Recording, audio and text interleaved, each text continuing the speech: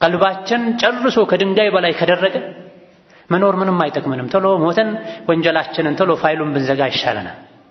ሰው ምድር ላይ ሲኖር በእያንዳንዱ ዕለት ወደ አላህ ካልተቃረበ ለሰው ልጆች መልካም ካልሆነ መኖሩ ምንድነው ፋይዳው? ከእንስሳት በታች ሆኖ መኖር ማለት ነው። እንስሳት እርስ በርስ ማይጨካከኑትን ያክል ሰው ሰው ላይ እየጨከነ ነው፣ እየከፋን ነው፣ ወደ ወንጀል እየከነፈን ነው፣ እየተገፋን ነው። ኸይር ላይ መሶበር እያቃተን ነው። ሸር ላይ ከግመል የበለጠ ትዕግስተኞች የሆንን ነው፣ ጉልበተኞች የሆንን ነው። ለማን እስከ መቼ? ግፍ በደል ሞልቶ እየፈሰሰ ነው።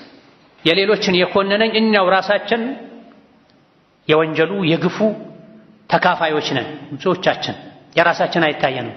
ወደ ሌሎች ነው ጣት ምንቀስረው። ከሚስትህ ጋር፣ ከልጆችህ ጋር፣ ከጎረቤትህ ጋር፣ ከሰራተኛህ ጋር፣ ከወላጆችህ ጋር ግንኙነትህ ምን ይመስላል? እኔ ታዛዥ ነኝ ወይ?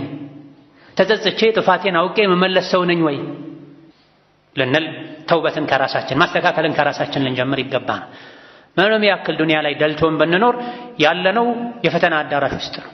ያለነው የቀደር ወፍጮ ቤት ውስጥ ነው። ተራ እየጠበቀን እህል ለማስፈጨት ሰዎች ወፍጮ ቤት ሄደው ተራ እንደሚጠብቁት እኛም ተራችን እየጠበቅን ነው። የፈተና ወንበር ላይ ነው ያለነው። ወይ እናልፋለን ወይ እንወድቃለን።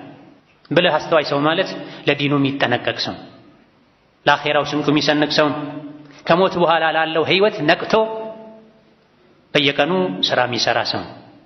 ዑትባ ኢብኑ ገዝዋን የሚባሉ ሰባተኛው ሙስሊም ነቢዩ ዓለይሂ ሰላቱ ወሰላም ዳዕዋ ማድረግ ሲጀምሩ አንድ ብለው መካ ላይ የእስላም ጥሪ ሲጀመር 1 2 3 4 ብለው ሰዎች ሲቆጠሩ ሰባተኛ የሰለሙት ሰው ታላቁ ሱሐቢ አንድ ቀን ባልደረቦቻቸውን ጓደኞቻቸውን ሰብስበው ሲመክሩ ኹጥባ ሲያደርጉ ምን አሉ? አላ ኢነ ዱንያ ቀድ አደነት ቢሰርም ወወለት ሐዳአ ወለም የብቀ ሚንሃ ኢላ ሱባበቱን ከሱባበቲል ኢናእ ወኢነኩም ፊ ዳሪን ተንተቂሉነ ዐንሃ ፈንተቂሉ ቢኸይሪ ማ ቢሐضረቲኩማ።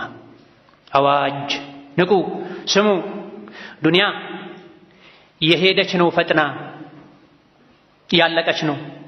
ከዱንያ የቀረው ዕቃ ላይ የነበረ ውሃ ፈሳሽ ነገር ተደፍቶ ተቀጥቶ አልቆ መጨረሻ ላይ የሚቀር ሚንጠባጠብ ያክል ነው ዱንያ ላይ የቀረው። ዱንያ አልቃለች። የቀረው ሚንጠባጠብ ነገር ብቻ ነው ከዱንያ። እናንተ ከዱንያ መውጣታችሁ አይቀርም። ከዱንያ ስትወጡ አለ የተባለ መልካም ነገርን ይዛችሁ ውጡ።